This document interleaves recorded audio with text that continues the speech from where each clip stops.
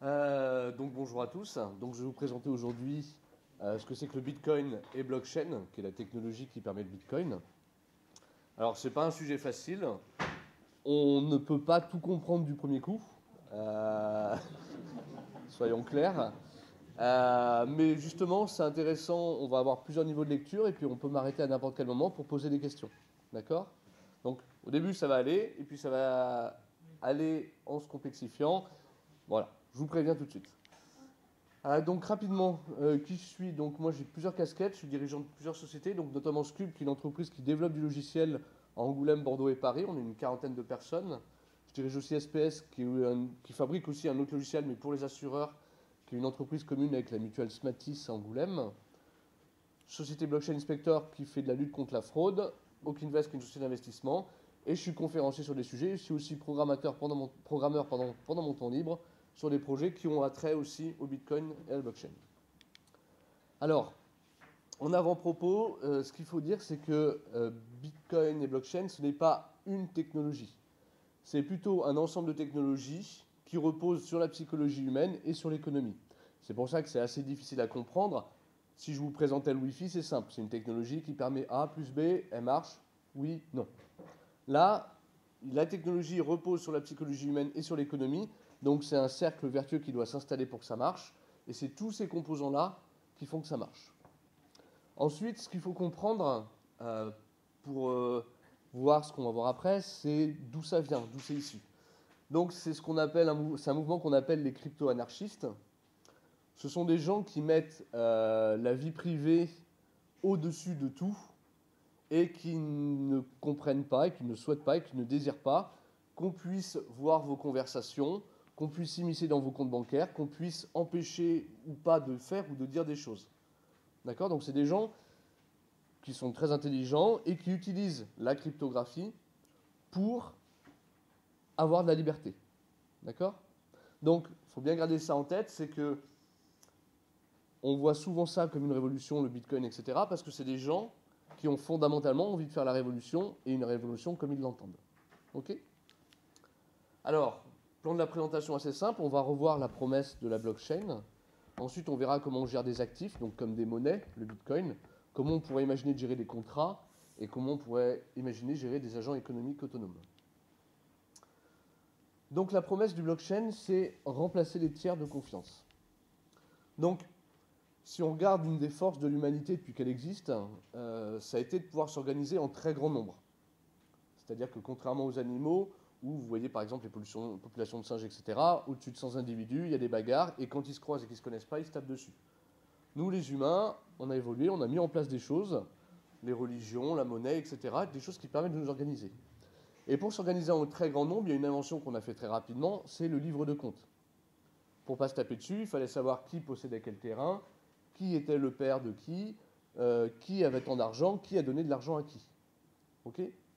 Mais pour tenir un compte, pour qu'on est tous d'accord, pour qu'on soit tous d'accord sur ce registre de compte, on a créé aussi ce qu'on appelle des tiers de confiance, donc l'État, les notaires, l'État civil, les banques, qui sont des organismes en qui vous avez confiance. C'est-à-dire que vous vous connectez sur votre espace adhérent à la banque, vous regardez, vous avez 1000 euros, et vous dites, j'ai confiance en ce que me dit la banque Intel, j'ai bien 1000 euros. D'accord? Vous ne les possédez pas, ils ne sont pas chez vous, vous ne pouvez pas les avoir, vous ne les touchez pas. Par contre, vous croyez à un tiers de confiance. Pareil pour votre terrain. Votre terrain, il vous appartient parce qu'il y a un tiers de confiance qui est l'État qui dit que ce terrain est à vous. Donc la blockchain, l'idée fondamentale, ça a été de se dire qu'on peut tenir un registre de compte de qui a quoi, de qui a transféré quelle chose à quelle autre personne, mais sans avoir cet organisme ou ces personnes qui tiennent ce registre. Ok? Donc la blockchain, c'est ça fondamentalement. C'est une technologie qui permet de gérer un registre infalsifiable, sans organe central de contrôle. Ça permet de faire des transactions de tiers à tiers, sans avoir à passer par un intermédiaire. Ok? Philosophiquement, c'est comme ça que ça fonctionne. Ok? Alors, une des premières utilisations de la technique de blockchain, c'est pour la monnaie. D'accord? Donc avec le Bitcoin. Les caractéristiques fondamentales du Bitcoin, si on regarde à un haut niveau. Ben, on peut partir sur une citation de Milton Friedman qui disait qu'il n'y a qu'une seule chose qui manquait aujourd'hui dans le système financier actuel, c'est de vous transférer, qu'une personne A puisse donner des fonds à une personne B sans qu'ils se connaissent de la même manière que je vous tends un billet de 20 euros. Donc, je vais vous donner 20 euros, je vous les donne. C'est simple. Par contre, si vous êtes à Singapour, c'est devenu beaucoup plus compliqué. Vous devez passer par 2 tiers de confiance, vous devez attendre. On ne sait tout, enfin, moi j'ai toujours pas compris pourquoi l'argent ne voyage pas le dimanche. Donc voilà. Là, ce qui manquait, c'est cette façon de se dire, je peux prendre une somme d'argent et la transférer à qui je veux, sans que personne n'intervienne et sans que personne puisse m'en empêcher. Donc Bitcoin, on va voir ça, c'est une sorte de porte-monnaie. C'est plus un porte-monnaie qu'un compte bancaire, mais avec un système de téléportation. C'est-à-dire que vous pourriez prendre les pièces dans votre porte-monnaie et dire, toi, je t'envoie à mon ami à Singapour. OK? Ensuite, les promesses. Donc, c'est la première devise monétaire électronique décentralisée. Ce qui est important là-dedans, c'est le mot décentralisé. Parce que l'argent que vous avez, il est déjà électronique. Quand vous avez 1000 euros sur votre compte en banque, il n'y a pas 1000 euros en billets qui restent quelque part dans une banque. D'accord? Donc, on est déjà électronique. Par contre, elle est décentralisée. C'est-à-dire qu'il n'y a pas d'organe de contrôle, il n'y a pas de chef, il n'y a pas de quelqu'un qui peut arrêter ou modifier le système. C'est ce qu'on va voir après.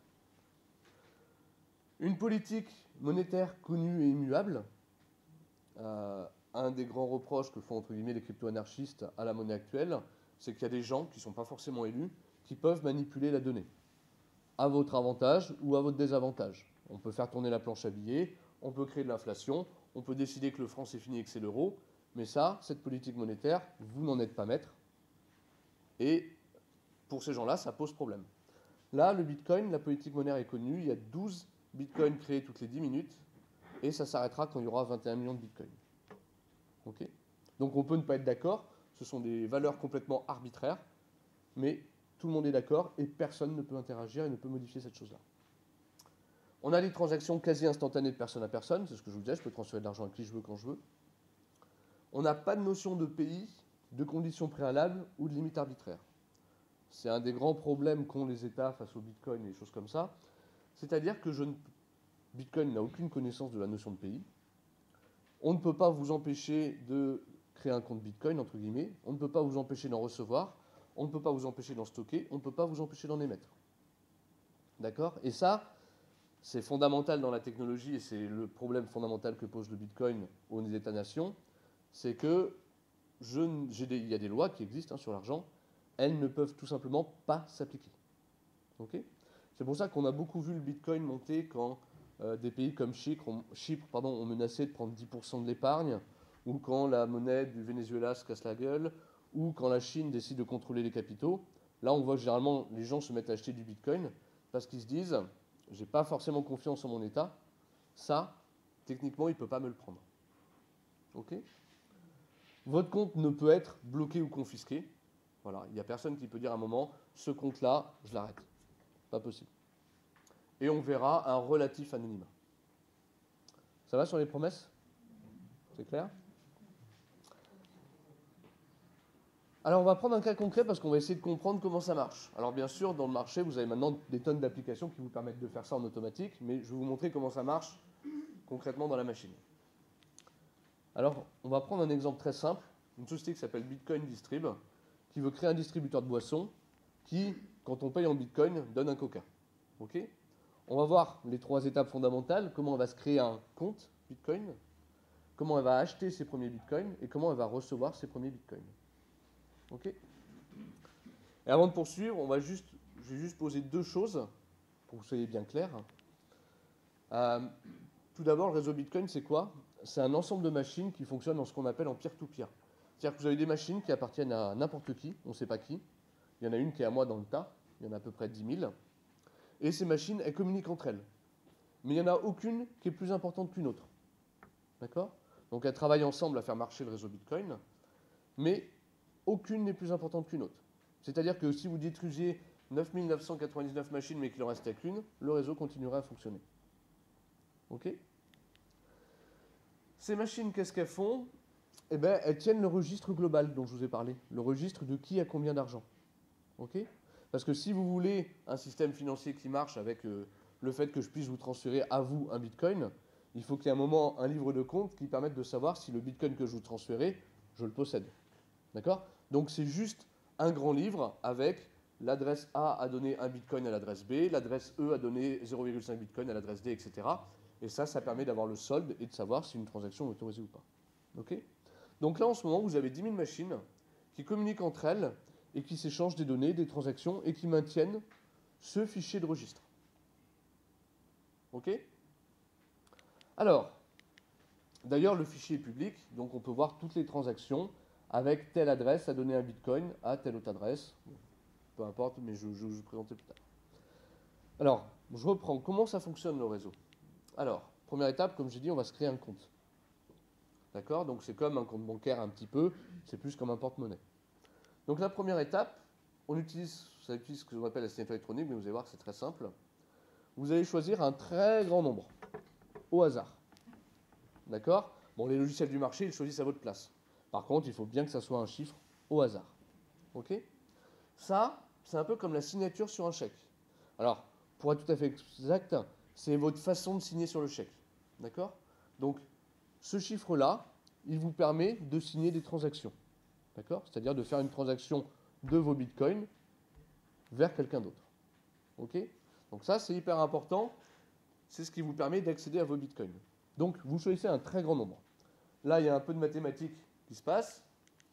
Et on génère, le logiciel vous génère, une adresse bitcoin. Ça, c'est comme le champ à l'ordre 2 sur les chèques. Ok? Donc, vous avez les deux. Vous avez l'adresse à laquelle on vous envoie les bitcoins, que vous pouvez donner à tout le monde.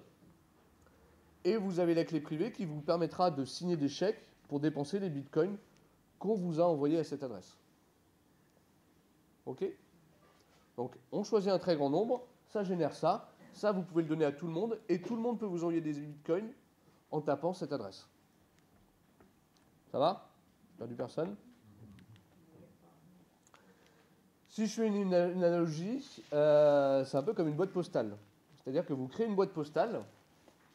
Ce qu'on a vu tout à l'heure, l'adresse Bitcoin, ça, c'est le lieu où se trouve la boîte. D'accord? Et votre clé privée permet d'ouvrir la boîte et de récupérer les Bitcoins qui sont dedans. Ok? Pas de questions? Non? Donc là, la première étape est finie. On a tout ce qu'il faut pour envoyer et recevoir des bitcoins. D'accord? Tout ceci, bien sûr, c'est fait de manière complètement automatisée par l'échelle du marché. Et par contre, si vous perdez la clé privée, vous avez perdu pour toujours vos bitcoins.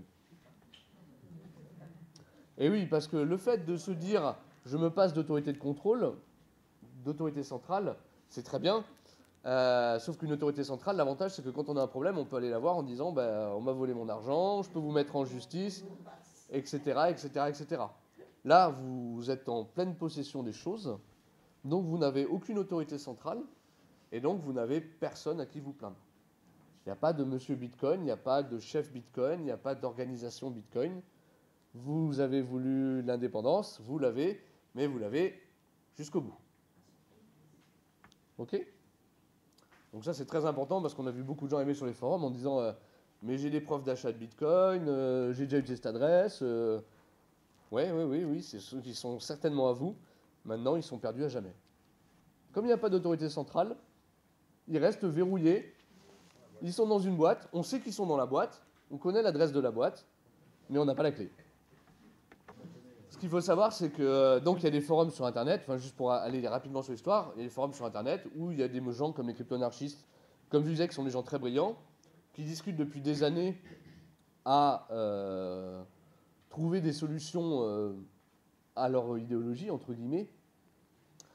Et ils avaient toujours ce problème, ils n'avaient jamais réussi à se régler ce problème de décentralisation. C'est-à-dire le fait qu'il n'y ait pas de chef qui puisse se retrouver en justice ou menacé par la police, etc., etc.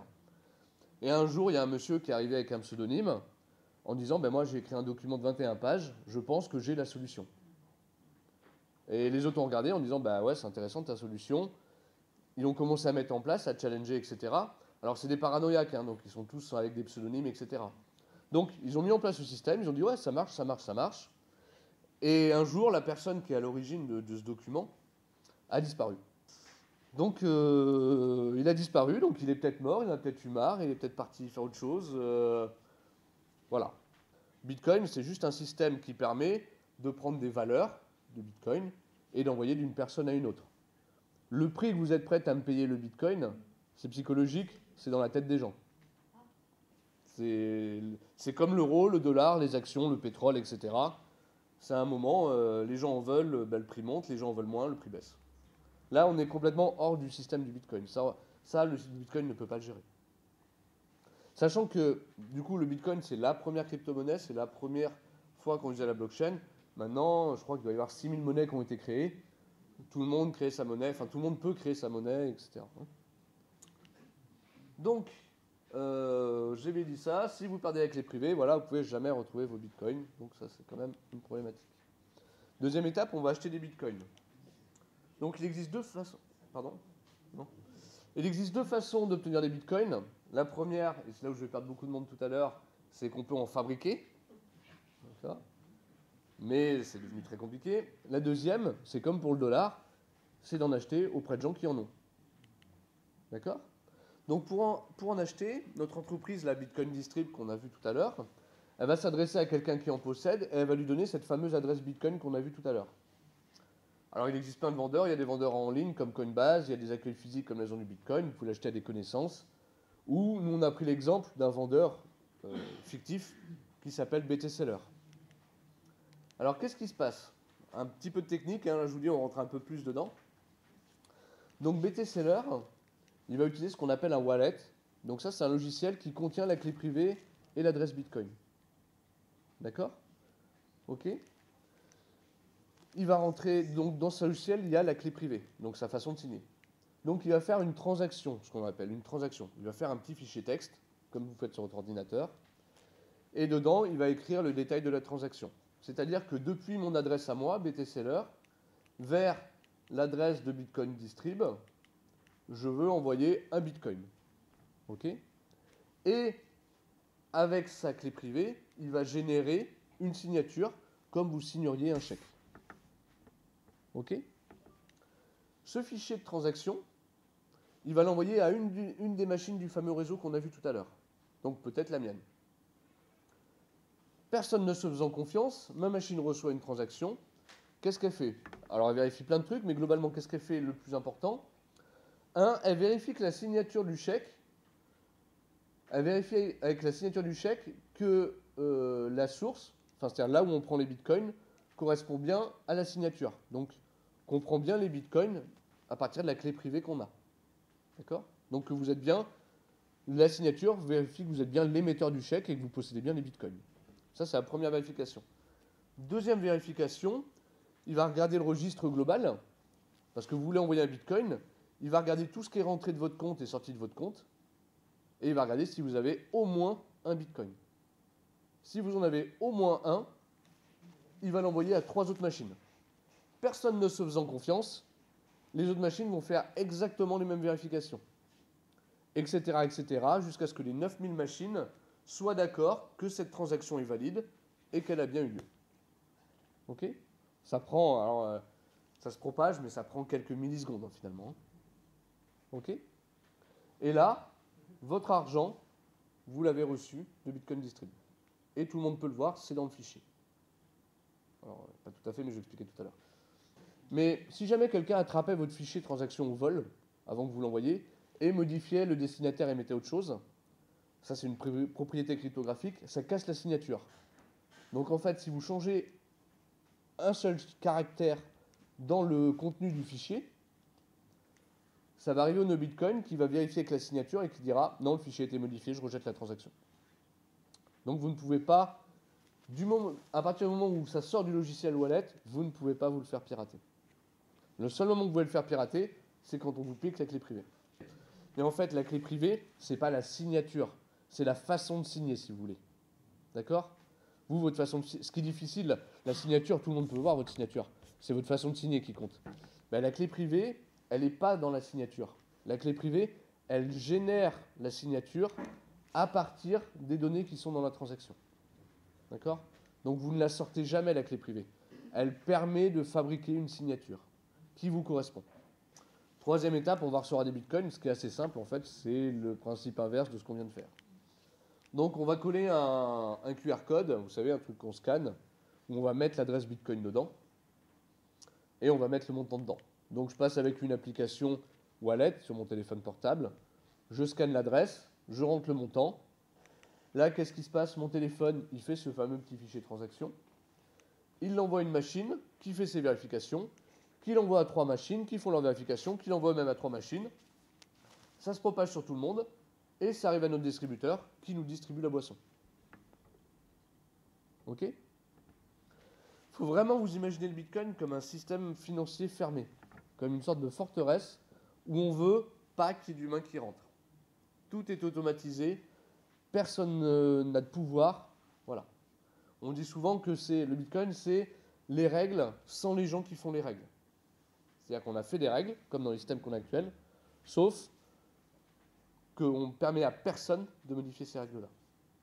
Alors, 4 points importants à noter. Contrairement aux cartes bancaires, ni le vendeur ni l'acheteur n'ont besoin de fournir d'informations confidentielles. Le système bancaire est quand même très mal fourni, fichu, parce que quand vous voulez acheter quelque chose sur Internet, vous donnez carrément toutes les informations pour qu'on vous pirate votre compte. Alors, vous donnez votre carte bleue, vous donnez les infos, votre nom, date de naissance. Si le mec récupère les trucs, il change le montant, vous faites avoir. Là, si vous ne donnez pas les infos pour que la personne aille se servir, c'est vous qui envoyez le montant à une adresse. D'accord? Donc on est en sens inverse. Les machines du vendeur et de l'acheteur n'ont pas besoin de communiquer directement. La transaction ne peut être interceptée, c'était votre question de tout à l'heure, car modifier la transaction, donc modifier ne serait-ce qu'une petite partie du contenu, détruirait la signature. Et enfin, par rapport au système financier actuel, tout ce qu'on a vu là, créer un compte, commencer à envoyer, recevoir, se fait en quelques minutes, même quelques secondes. Un gros chiffre, ça me génère mon adresse, et je suis dans le système et je peux commencer à travailler, à échanger. Alors, on va entrer dans le système. Pourquoi? Parce que là, ce que je vous ai montré, ça fonctionne, etc. Mais ça ne dit pas pourquoi est-ce que l'Europe, la NSA, une riche entreprise, HSBC, etc., pourrait ne pas altérer et modifier le registre pour s'octroyer des bitcoins qu'il n'a pas. D'accord?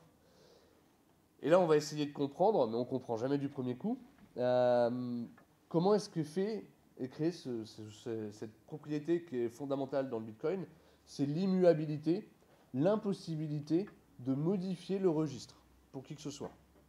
D'accord? Donc on va essayer de comprendre. En fait, on est au monde de la cryptographie. Donc en fait, on n'est jamais sûr à 100% dans la cryptographie. On est juste sûr que ça demande tellement d'efforts qu'on est quasiment proche de l'impossible. Mais n'empêche que vous pourriez vous amuser à choisir des nombres et essayer de tomber sur une boîte aux lettres où il y a déjà de l'argent. Sauf que la probabilité est tellement faible que c'est pas rentable et que donc vous n'allez pas le faire. Mais cryptographie, le système, c'est de dire est-ce que humainement c'est possible? Là, juste pour vous dire, si jamais vous vouliez monter une machine qui tourne en boucle et qui passe tous les chiffres pour trouver tous les bitcoins de tout le monde. On a calculé que si vous achetiez une énorme salle serveur, énorme, la taille, bon, c'est pas, enfin, 6 ou 7 terrains de foot, un truc énorme, que vous passiez toutes les secondes 10 000 milliards de possibilités, eh ben, il faudrait 1 million de fois l'âge de l'univers pour arriver à passer tous les chiffres. Il y a à peu près, vous voyez, il y a beaucoup d'atomes dans cette bouteille d'eau. Dans l'univers, il y a 10 exposant 80 atomes. On a estimé. Et là, il y a 10 exposant 78 possibilités. Donc, c'est quasiment, il y a autant de chiffres possibles qu'il y a d'atomes dans l'univers. Donc, vous pouvez tenter votre chance, mais voilà. Donc, on n'est que ça dans la cryptographie. On en est juste à se dire, rien n'est impossible. Par contre, ça va pas être, c'est pas humainement viable. Ok? Donc, pour tout ce que je dis jusqu'à présent, rien n'est impossible à casser. C'est juste que c'est tellement improbable qu'on utilise le mot impossible. Mais à tort, parce que en effet, il y a une probabilité que quelqu'un choisisse la même clé privée que vous. Mais probabilité.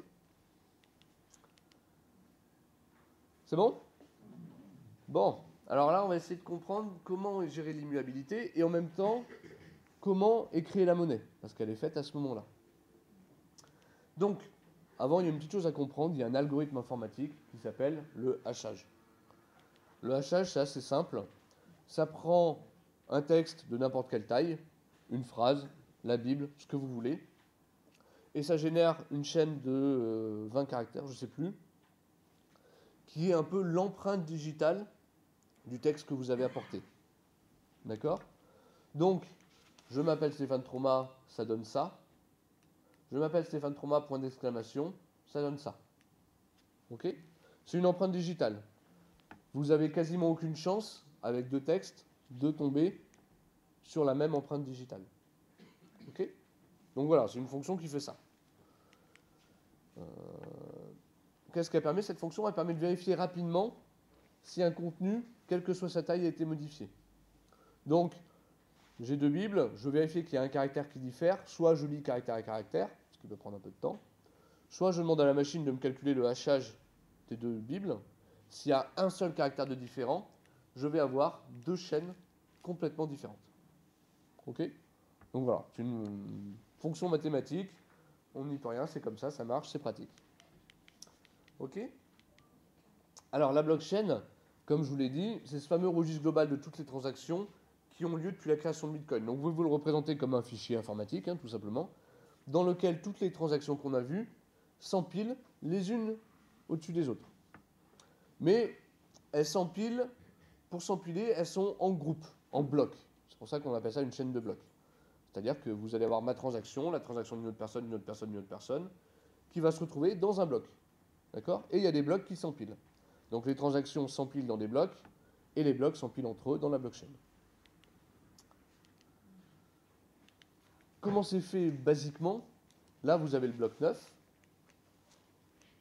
Vous avez le contenu, donc le fichier, la transaction que vous avez eue, une autre transaction, et vous avez le hachage, c'est-à-dire le résumé de tout ça, qui est là. OK? Ensuite, vous avez le bloc 10 qui vient dessus. D'accord? Il s'empile, comme je vous disais. Vous avez le contenu de la transaction 4, 5, 6. Le résumé qu'on a calculé pour le bloc 9, on va le recopier là. D'accord? Et on calcule le résumé des transactions plus le résumé de celui d'en dessous. OK? Ça donne une propriété qui n'est pas l'immuabilité. Mais ça fait que si vous voulez modifier le fichier ici, il faut que vous recalculiez le résumé ici, et donc il faut que vous recalculiez le résumé ici, et donc il faut que vous recalculiez le résumé ici. Donc, si je veux recalculer, modifier le contenu d'un bloc, il faut que je modifie tous les blocs au-dessus. OK? Donc c'est ce que je vous disais, chaque bloc de transaction est identifié par un hash, chaque bloc sert de fondation au bloc suivant car il référence le hash dans son pair. Si vous changez le contenu d'un ancien bloc, il vous faut forcément recalculer tous les blocs qui se trouvent au-dessus. Donc, voilà, ça fonctionne. Le minage. Donc le minage, c'est le processus qui va sécuriser le système, le rendre infalsifiable, immuable, et en contrepartie de ce travail, les mineurs, ceux qui minent, vont se voir octroyer des bitcoins qui sont créés à ce moment-là. Et il n'y a qu'à ce moment qu'on crée des bitcoins. Ok? Donc là, on est dans un cercle, entre guillemets, vertueux, où le système dit, si vous me sécurisez mon système, on va voir avec un concours, eh bien moi, je vous donnerai des bitcoins. D'accord?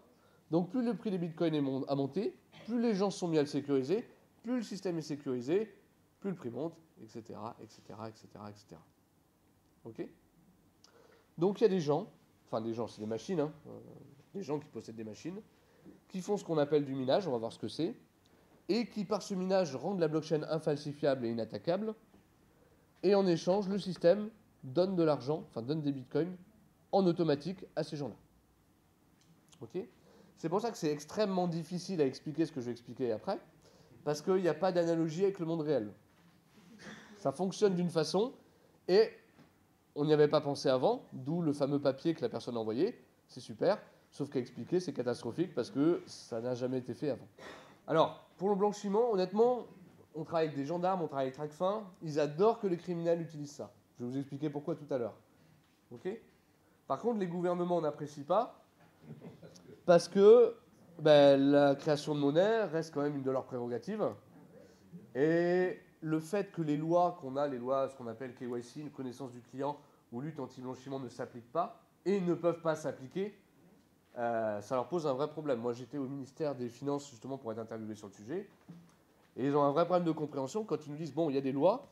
Donc, par exemple, nous, vous souhaiterez interdire qu'une personne transfère 1000 bitcoins. Et on passe beaucoup de temps à leur expliquer que vous ne pouvez pas appliquer la loi. Techniquement, le système est fait de telle sorte que vous ne pouvez pas appliquer votre loi. Et ils aimeraient bien avoir quelqu'un en face, un monsieur Bitcoin, une organisation Bitcoin ou un groupe Bitcoin, à mettre en justice, à arrêter ou à faire quoi que ce soit. Sauf que le système est bâti pour ne pas avoir ça, pour être un système isolé. Donc, en contrepartie du travail de minage, les mineurs se voient octroyer de la monnaie créée pour l'occasion. Et c'est la seule façon de créer des bitcoins. Alors, en fait, on va voir que le système organise un concours, et celui qui gagne le concours gagne les bitcoins. Et là, je vais vous l'expliquer. Alors, le minage au début, ça c'était plutôt moi. Après, les gens sont un peu professionnalisés. Maintenant, c'est des usines spécialisées qui ne font que ça. Et en gros, les amateurs, c'est plus le moment. Ok ? Donc, on a une problématique suivante. Et c'est ce fameux papier du créateur qui a résolu ce problème-là. C'est-à-dire qu'on a un réseau d'inconnus, nos fameuses 10 000 machines qui doivent se mettre d'accord sur le registre de compte. On a un réseau d'inconnus. Il faut qu'ils se mettent d'accord sur le registre de compte, sachant que dans un réseau d'inconnus, on ne peut faire confiance à absolument personne. Donc, il va falloir faire en sorte qu'une machine, donc imaginez que vous lancez une machine Bitcoin, elle n'a rien, elle n'a pas le registre de compte, elle va demander aux autres machines Bitcoin, donnez-moi le registre de compte parce que je ne l'ai pas, d'accord ? Mais c'est que des inconnus. Donc, il faut qu'elle ait un moyen de savoir que le registre de compte qu'on lui envoie est juste. Et donc, il faut que chacune des machines, quand elle reçoit un nouveau bloc de données, soit en mesure de vérifier elle-même, sans demander à quelqu'un de confiance, est-ce que les données sont bien correctes.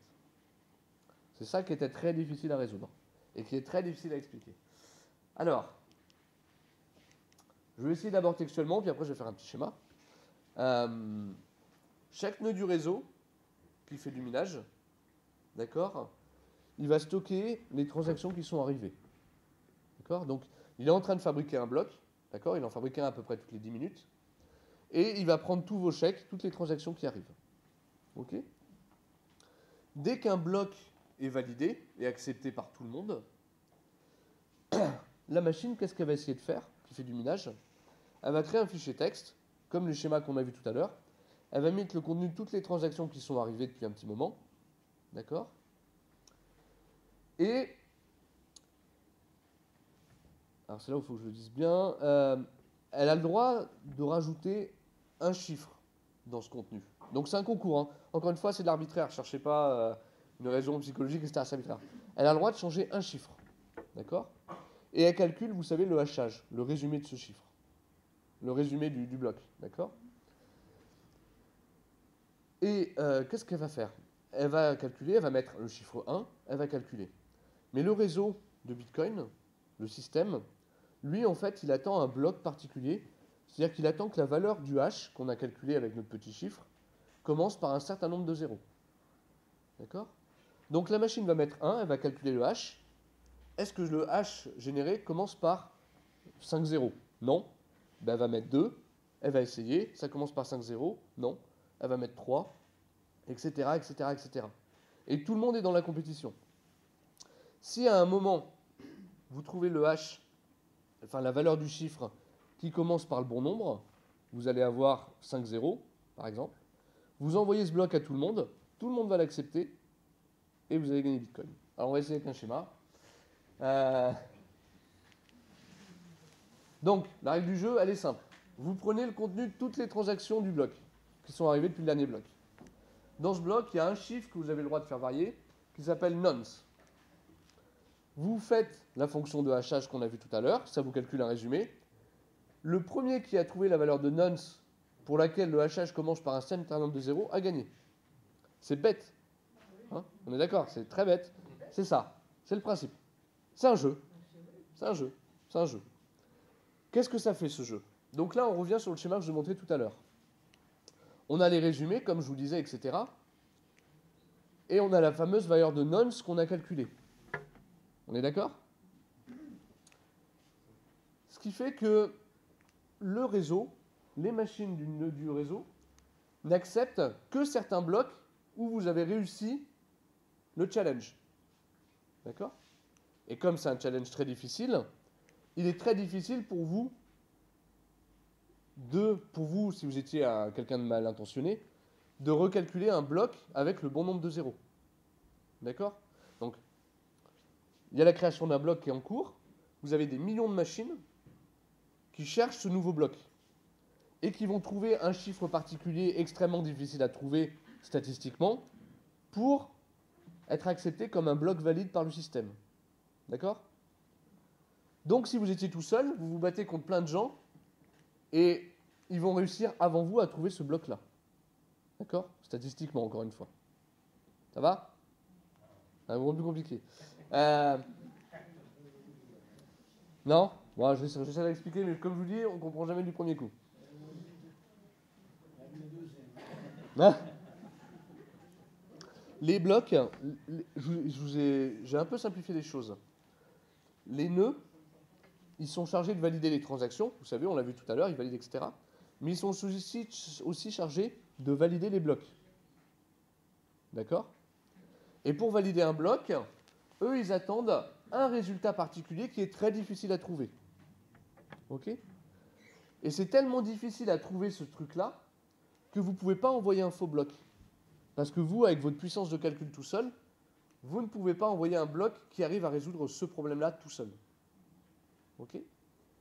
Et comme les blocs sont liés entre eux, si vous vouliez modifier un ancien bloc, alors que les autres travaillent sur le bloc numéro 11, il faudrait que vous recalculiez à la fois le numéro 9, le numéro 10 et le numéro 11 avant que l'ensemble des autres compétiteurs trouvent le 11. Ce qui fait que statistiquement, il n'y a pas assez de puissance sur Terre pour modifier 6 blocs en arrière. Donc revenir 1 heure en arrière. Bon, je suis désolé, c'est hyper compliqué. Et surtout, on n'a pas d'analogie. Donc c'est une compétition mondiale pour trouver un truc tellement difficile à trouver pour une personne que personne ne peut falsifier les blocs parce que tout seul, je ne peux pas calculer les blocs aussi vite que l'ensemble du système. Alors, l'algorithme de hachage, il a été choisi justement parce qu'en fait, c'est un algorithme qui fonctionne, qui est basique et qui ne peut pas être optimisé. Donc vous n'avez pas d'autre solution que d'essayer toutes les valeurs possibles. Vous avez vu, c'est une compétition où il faut juste essayer plein de valeurs. Je dis 1, je dis 2, je dis 3, je dis 4, je dis 4, 5, etc. Donc au début, on va dire que c'est avec un seul ordinateur Alors, le créateur voulait que ça soit 10 minutes. Parfaitement... décision parfaitement arbitraire. Hein. Quand il n'y avait qu'une seule machine, c'est pas pareil qu'aujourd'hui où il y a des millions de machines. Et pourtant, c'est le même calcul, entre guillemets. Et en fait, c'est pour ça que je dis un certain nombre de zéros. C'est-à-dire qu'imaginez que demain, il n'y ait plus de machines. D'accord? Il n'y ait plus que 3-4 machines. On va mettre au moins 2 heures pour trouver la bonne valeur. Ok? Le système, il va dire, le dernier bloc, il a mis 2 heures à être fait. Donc, ce que je vais faire, c'est que pour le prochain bloc, pour gagner, il faudra moins de 0. Et si vous enlevez le nombre de 0, ben vous avez plus de valeurs qui correspondent. D'accord? C'est plus facile de trouver un nombre qui commence par 0,00 qu'un nombre qui commence par 0,0000000001. D'accord? Donc le système, à chaque nouveau bloc, fait varier le nombre de 0 pour adapter la difficulté du problème au nombre de gens qui sont en train de travailler dessus. Alors, c'est là où le système repose aussi sur la partie économique. C'est-à-dire que ce n'est pas des ordinateurs classiques qui font le hachage. C'est des puces spécialisées. D'accord? Donc, si quelqu'un voulait faire un méchant à la James Bond, voulait construire quelque chose pour arrêter Bitcoin, il pourrait juste travailler sur le minage, donc vous ne perdriez pas votre argent pour autant. Il pourrait juste effacer les transactions. Et cette personne, avant même de mener son attaque, devrait acheter tout le matériel et toute l'électricité nécessaire. C'est-à-dire qu'il y a un capital à monter avant de tenter l'attaque. Donc imaginons que les gens tentent l'attaque. Donc je crois que pour réussir à modifier 3 blocs, il faudrait investir 500 millions d'euros quand même. Ok. Imaginons qu'il arrive à mener l'attaque et qu'il arrive à supprimer les 3 derniers blocs. Les gens pourraient décider par consensus de dire bah tiens, on va plus faire du hachage, on va faire un autre hachage, pas hachage 256, 512, et on détruirait tout son investissement. Je crois qu'on a fini sur le minage, désolé, c'était... Donc je répète, hein, mais notre nœud de minage va mettre 1 dans la valeur nonce, il va contenir tous les chauds de champ, calculer la valeur du hachage. Si ça ne commence pas par le bon nombre de 0, il va mettre 2, et il va calculer tout le hachage, ainsi de suite, jusqu'à ce qu'un individu crée le bon bloc, qu'il envoie au réseau et que toutes les machines acceptent ça. Ok. On est donc dans une compétition mondiale entre des milliers de machines qui effectuent des calculs, alors complexes entre guillemets, mais c'est pas complexe, afin de trouver une valeur particulière à partir des données du nouveau bloc à valider. Voilà. Donc, c'est vraiment très compliqué à expliquer, parce qu'il n'y a absolument aucune analogie, et c'est quelque chose qui décante dans la tête, et à un moment on se dit ah oui, c'est pas bête, mais c'est pas naturel. Voilà. Donc voilà, et ces gens qui créent des blocs avec des valeurs particulières, là, font que le système est immuable. D'accord ? Font que personne ne peut arriver et effacer les blocs ou en faire des faux ou les falsifier. Parce que ma machine qui démarre et qui n'a pas de bloc et qui les récupère, elle vérifie le calcul et elle sait très bien que les blocs sont valides si le calcul est juste. Les faiblesses. Donc Bitcoin n'est pas l'incarnation de l'autorité de l'État, d'une banque ou d'une entreprise. Sa valeur est donc très liée à la valeur perçue par ses utilisateurs. Ce que je vous disais tout à l'heure, la politique monétaire ne peut pas être modifiée, le système ne peut pas être arrêté, mais il n'est représenté par absolument personne. Donc la valeur que vous voyez, que vous donnez, est primordiale, parce qu'elle ne peut pas être manipulée par une puissance autre. Monnaie déflationniste, car limitée à 21 millions de bitcoins. Comme je vous disais, parfaitement arbitraire. Il aurait pu très bien créer le bitcoin en disant qu'on créait toujours de l'argent, etc. Choix de sa personne. Aucun système de recours. J'en ai déjà parlé. Ça, c'est quand même ce qui est le plus effrayant. Et représente un attrait fort pour les activités illégales, bien que ça soit assez faux. Je vais revenir juste rapidement là-dessus.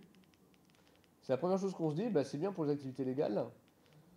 Sauf que du coup, pour savoir qui a combien de bitcoin et ce qui s'est passé, dans le livre de compte, dans la blockchain, il y a toutes les transactions qui ont eu lieu depuis le début du bitcoin.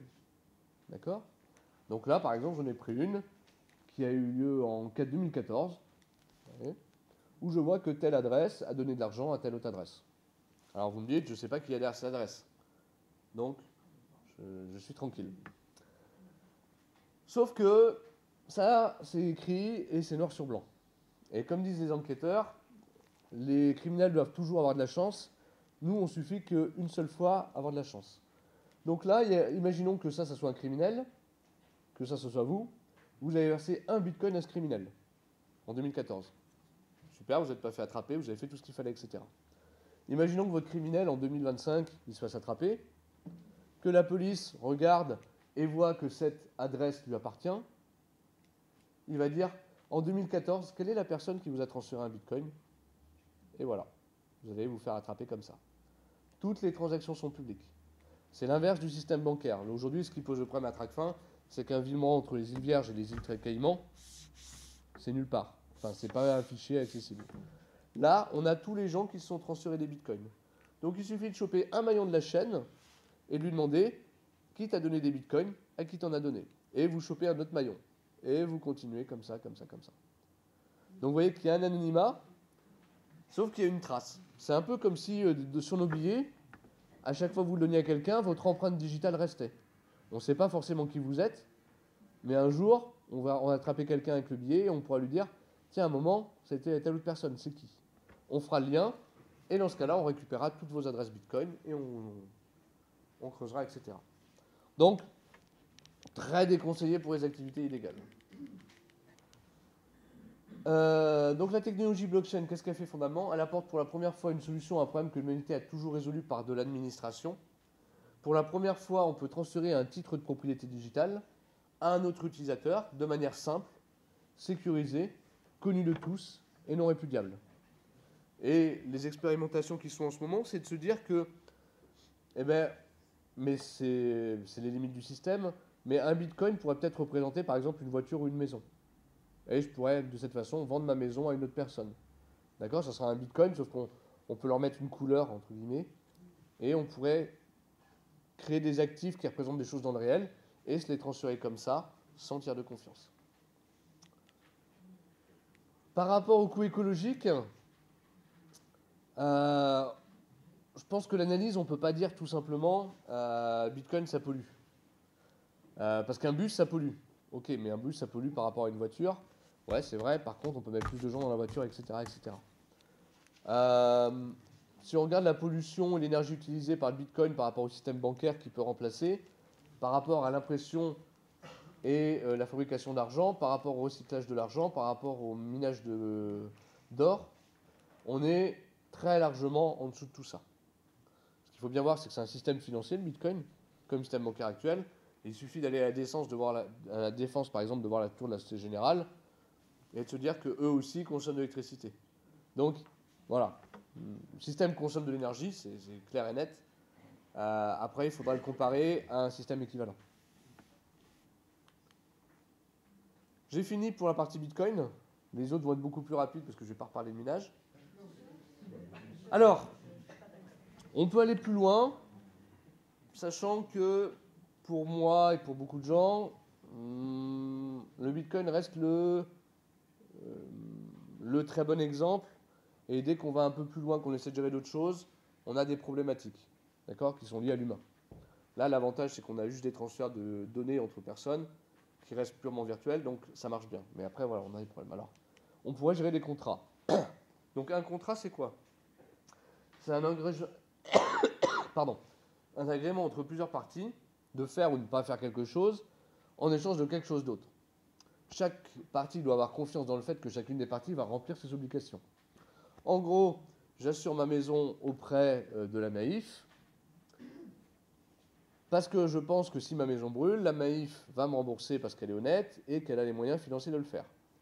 Je ne m'assure pas auprès de vous parce que si ma maison brûle, peut-être que vous me direz que ce n'est pas le bon moment et que voilà, il va falloir attendre, etc. D'accord? Donc, on passe des contrats quand on a de la confiance. Donc la blockchain, elle va permettre de faire ce genre de contrat sans avoir besoin de confiance entre les gens. Alors, aujourd'hui, les contrats, ils s'exécutent dans des programmes qui se trouvent sur des serveurs, banque, assurance, mutuelle. Si un contrat est déployé sur un serveur, une panne, une faillite ou une attaque peuvent bloquer son exécution. On a créé ce qu'on appelle les smart contracts, qui sont un petit programme informatique, mais qui s'exécute dans la blockchain, et qui va avoir la même caractéristique que les bitcoins, c'est-à-dire que le programme, une fois qu'il est dans la blockchain, on ne peut pas l'arrêter et on ne peut pas le modifier. Alors Bitcoin, lui, gère que des contrats extrêmement simples, on ne peut pas faire grand-chose. Par contre, il y a une autre blockchain qui s'appelle Ethereum. Alors de la même façon que les bitcoins sont stockés dans la blockchain Bitcoin, les programmes, les contrats que vous allez avoir vont être stockés dans la blockchain Ethereum. Et ils vont être exécutés par celle-ci. Mais il faut tout prévoir dans le contrat. Mais vous pouvez prévoir le décès, vous pouvez prévoir plein de choses, mais il faut que ça soit prévu, parce qu'une fois qu'il est écrit et mis dans la blockchain, il va s'exécuter tel qu'écrit. D'accord? Mais je vais vous prendre un exemple. On va prendre l'exemple d'un contrat météo. Imaginons le scénario d'un agriculteur qui veut s'assurer un certain niveau de pluie pendant le mois de juillet.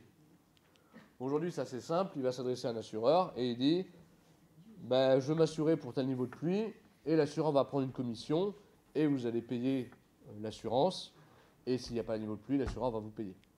Donc ça c'est simple, l'assuré passe un contrat avec l'assureur fait son travail, fin du mois de juillet, niveau de pluie, je verse ou pas l'argent. Ok? Demain, ce qu'on pourrait faire avec Ethereum, c'est que...